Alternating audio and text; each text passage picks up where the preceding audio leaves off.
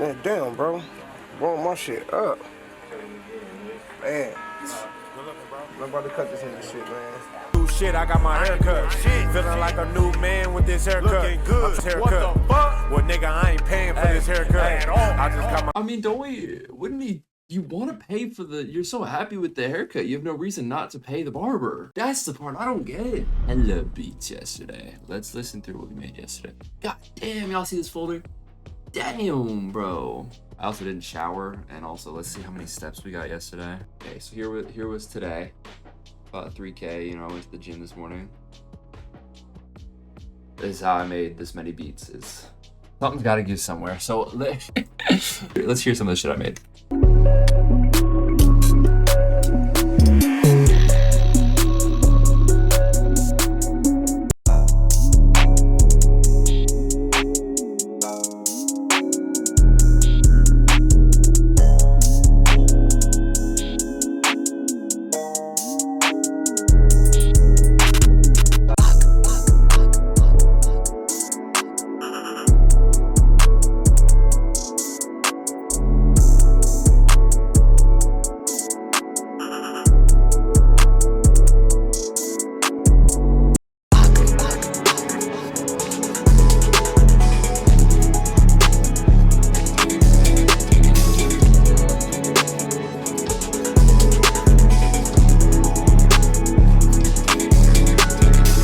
This one, somebody came in chat. It might be somebody that's still around, but they were like, yo, can you sample the Tokyo Ghoul theme? And I was like, okay.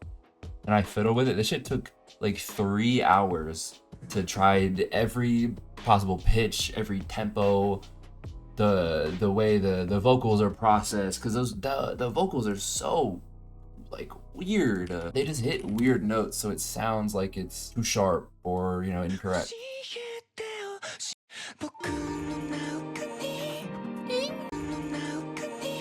I just remember that fucking note just does not sound right. So I ended up only taking like 2 of those phrases and just putting a shaper box, like you know, just like a straight down volume, but like over and over really fast, like you know, that type of vibe, which is a sound present on the new Skrillex album a lot.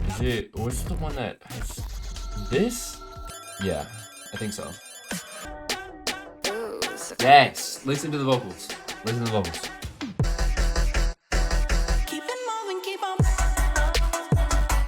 I'm just saying right there, that is exactly what this will get you, is you hear the vocals now.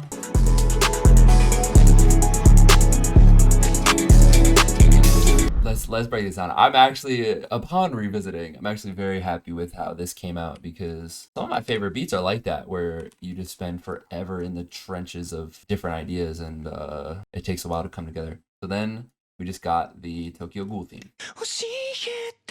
I used Ultimate Vocal Remover 5, totally free. I always recommend this shit. It is algorithm that can separate acapellas from vocals. And if you have the new FL version, you can just click right here and get like separate stems. There's something about stems and it's in FL now. You can also use Serato Sampler if you have that. If you don't, you can have UVR. So you just input output. I like this one, and it'll give you these. And so now I have it separated. A little bit of bleed, but it even gets the reverb and delay and shit, like crazy. And so we have just a nice little guitar loop too.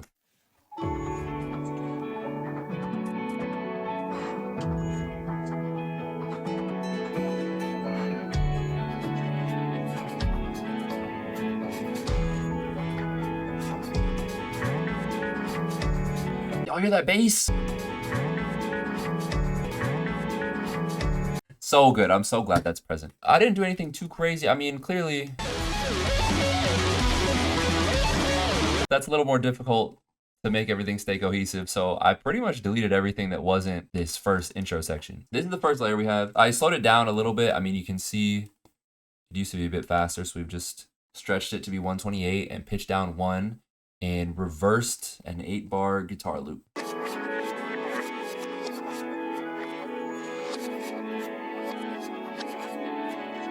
Nothing but an EQ on there either. Next, we got the regular chop. So together,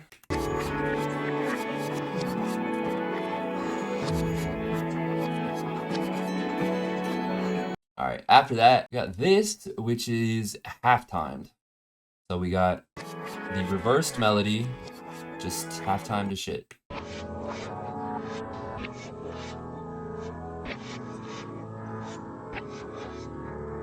There's no particular reason why I used this EQ as opposed to, you know, adding an EQ and doing it this way. Sometimes it's just faster to just fucking drag this knob down. So now all together, just so we can hear.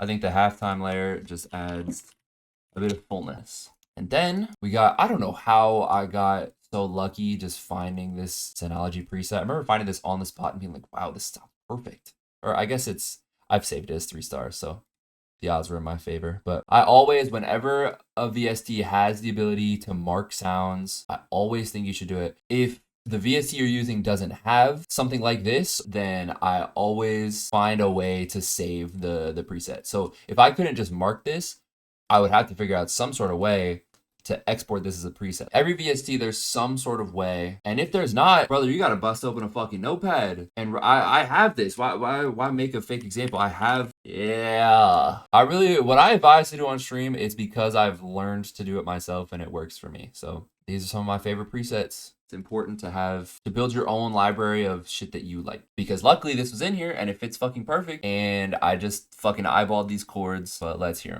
them.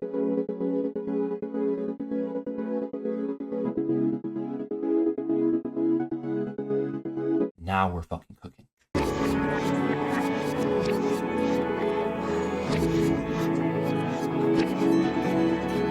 And then finally, this corny ass bell melody. I thought about taking this out a lot because it's just such an obvious melody. I don't know if that makes any sense, but it's just, there's not any crazy effects to hide how corny this melody is. You are hearing all of these notes, which a lot of times I'll try to bury shit like this under like a Portal preset or something, or change the melody. But in this case, I actually like it because of how much is going on here. It's nice to have a very simple bell melody that you can like latch onto.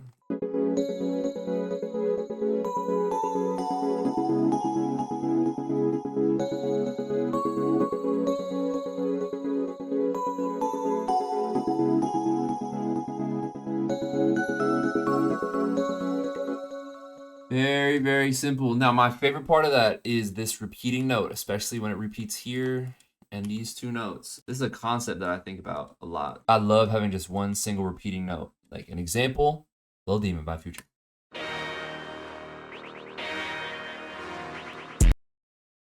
Now, if you're counting along, that stab is every bar.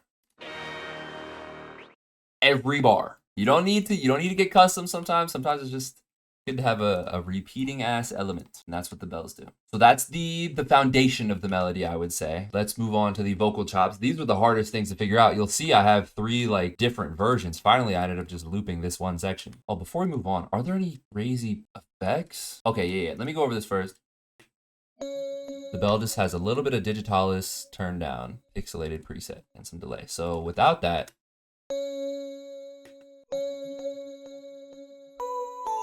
it just gives it some character. Digitalis is one of my favorite presets. It's the first one I ever bought. If it was turned all the way up,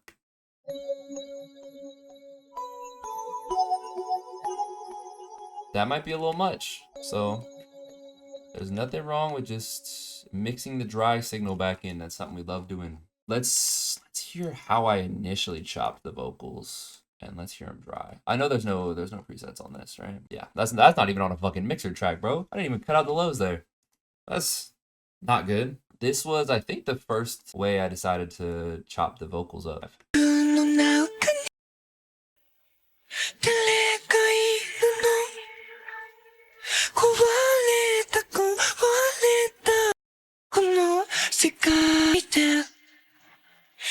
That's what we started with, and it's ass.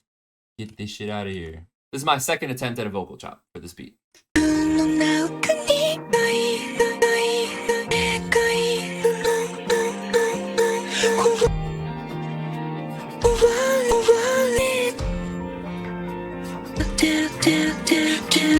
The pitch is a little fucked up there. I had to, recreate this to what I think I used to have. So but I think you get the idea. And this idea that I landed on, it hitting on the offbeats, is something I really like. So that was another stepping stone we had to cross. I took that and I did a shit ton of effects. Remember the Skrillex thing? First, delay.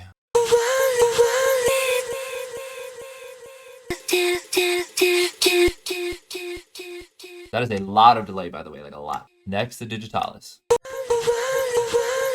little bit of a high pass happening here. Just some... It's getting weird. Then shaper box. Shaper box number 1.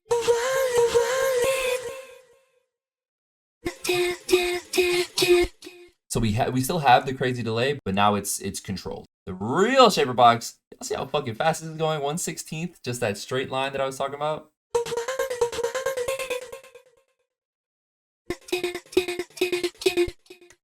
That's fucking it, bro. And then all we need is a EQ, just cutting out some highs and lows. One last shaper box doing what? And that was, again, another idea. There's so much like muted, unused shit in here because it took so many different ideas to get to this final point. So, what a fucking journey that was. I think this is the last melodic element. I don't want to say that and be wrong, but what do we got here?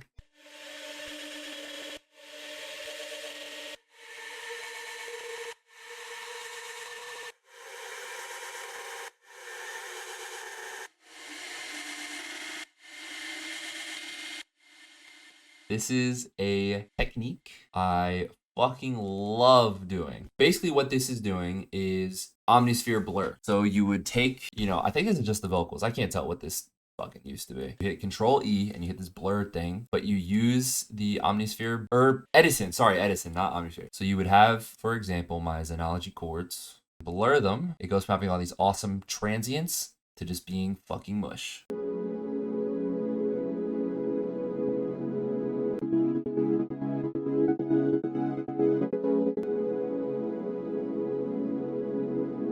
Like I go 2 bars at a time and consolidate them and then do it over and over. I don't know if you can tell, it's bleeding each chord into each other. I feel like this new chord doesn't really start till like here, compared to way back here. See, it takes a while. So that's why I do it one at a time. So that way the information from this chord isn't even available to get blurred into it when you keep it all separated, if that makes any sense. I do this with the vocals because something about vocals, like if I go like this, and if I was talking like this all the time, it would kind of be harder to understand me because a lot of vocal information and voices that are like brain's process is in the higher frequencies, and by putting my hand there, I'm blocking a lot of the high frequencies. Like if somebody's going deaf, you start by losing off your higher frequencies first, and that makes it harder to make out the details in people's voices. What I'm getting at is voice, it's like defining quality is the higher frequencies in it. And I feel like that's what shines through with these layers is kind of that breathiness, that high pitched thing. That's kind of the feeling I'm trying to get. I just think it sounds good. So yeah, what I would do is take each of these pieces, blur them, drag them back in, and then get to processing with like some side chaining with shaper box, some shit that we'll get into. But the first time I really figured this out and realized that I like how this sounds was when I made this beat.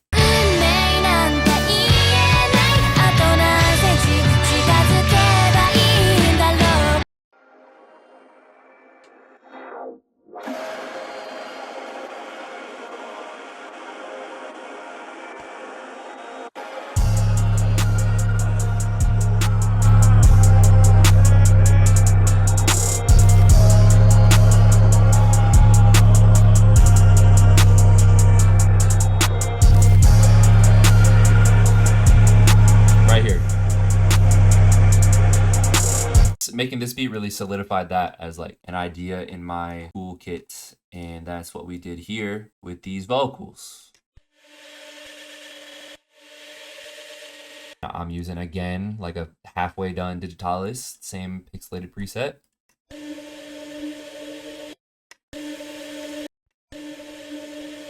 That's what that's doing. Some delay. Normal. Shaper box, here we go. Uh-oh.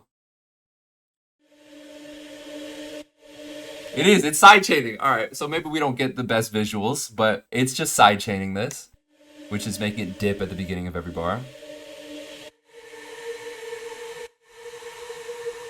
There you go. Then I threw some effectrix on to add some stutters. I like X loop. You have to make sure there's no pitch change. And then regular loop and some stretch. Stretch is so cool too.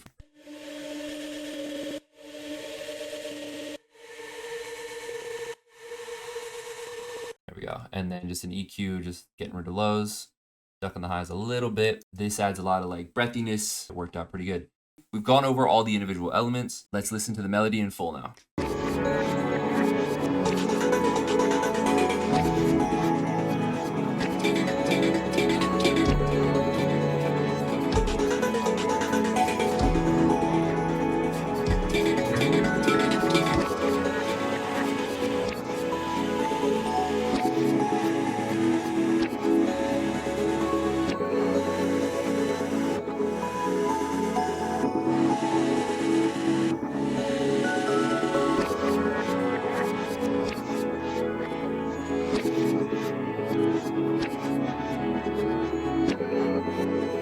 That's our melody. And next, let's start with I guess the hi-hats.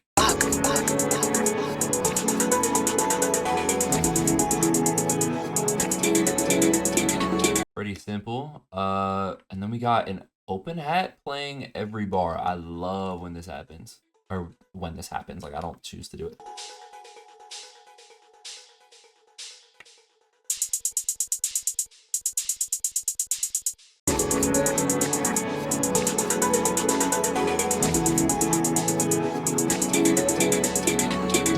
Clap and snare.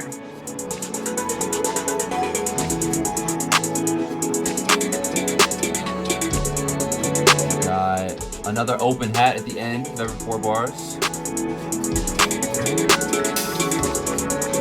Another open hat.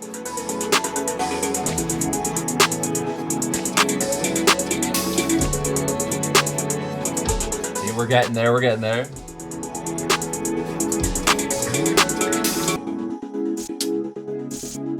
That's kind of hard to hear through. This is just one little hat, and then this is a roll that ends.